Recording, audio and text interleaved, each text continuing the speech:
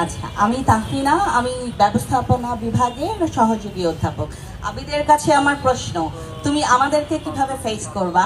কারণ আমরা দেখেছি প্রশাসনের অনেকগুলা গুরুত্বপূর্ণ জায়গা যা গত অভ্যুত্থানের পরে খালি হয়েছে, সেটা সেই সব পজিশনে যারা গিয়েছে তাদের একটা নির্দিষ্ট যা পলিটিক্যাল পরিচয় আছে। তুমি সেই সব শিক্ষকদেরকে কিভাবে ফেস করবা? কারণ তাদের সাথেই তোমাকে আসলে আলোচনা করে শিক্ষার্থীদের অধিকার আদায় করতে হবে। সো তোমার কি ভাবছো সেটা?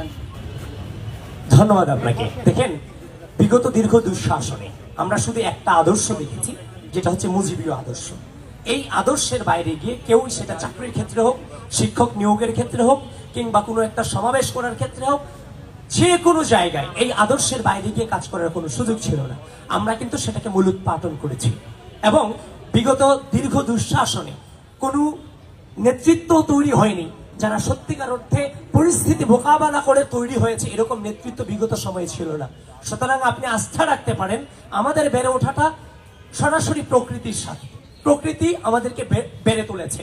কেউ আমাদেরকে সিলেবাস পড়িয়ে অথবা নির্দেশনা দিয়ে আমাদেরকে এখানে পাঠায়নি। আপনি জেনে হয়তো আনন্দিত হবেন, আমি যে বাংলাদেশ জাতীয়তাবাদী ছাত্রদল মনোনীত প্যানেলের ভিপি পদে মনোনীত হয়েছি, সেটাও কিন্তু আমাদের পার্টির অভ্যন্তরীণ নেতাদের নির্বাচনের মধ্য দিয়ে, আমাদের যে সাংগঠনিক প্রক্রিয়া, সেখানে ভোটাভুটির মধ্য দিয়ে আমি নির্বাচিত হয়ে এসেছি। সুতরাং এইটুকু আপনাদেরকে আশ্বস্ত করতে পারি যে এখনো পর্যন্ত শিক্ষার্থীদের স্বার্থে, বাংলাদেশের স্বার্থে কোনো অন্যায়ের সাথে এখনো পর্যন্ত 2016 সাল থেকে এই 25 পর্যন্ত দাঁড়িয়ে আছি, আপোষ করিনি। সুতরাং নেতৃত্বের গার্ডস, নেতৃত্বের সততা অত্যন্ত গুরুত্বপূর্ণ। বার্গেনিং এর চেয়ে নেতৃত্বের সততা অত্যন্ত গুরুত্বপূর্ণ। আমরা সেই সততাকে বিলং করে দাঁড়িয়ে আছি। আমরা বিশ্বাস করি, আমরা সাধারণ শিক্ষার্থীরা যেটা চাই, সাধারণ শিক্ষার্থীদের কণ্ঠস্বর হবে আমাদের কণ্ঠস্বর। কারণ এই 5 আগস্টকে মোকাবেলা করে আজকের এই জায়গাতে দাঁড়িয়ে আছি, আমাদের বেঁচে থাকার কথা ছিল না। সুতরাং আমাদের সামনে পাওয়ার কিছু নেই, যতক্ষণ বেঁচে থাকবো এটাই আমাদের জন্য সবচেয়ে বড় ম্যাটার, যে সাধারণ শিক্ষার্থীদের কণ্ঠস্বর হয়ে বাঁচবো।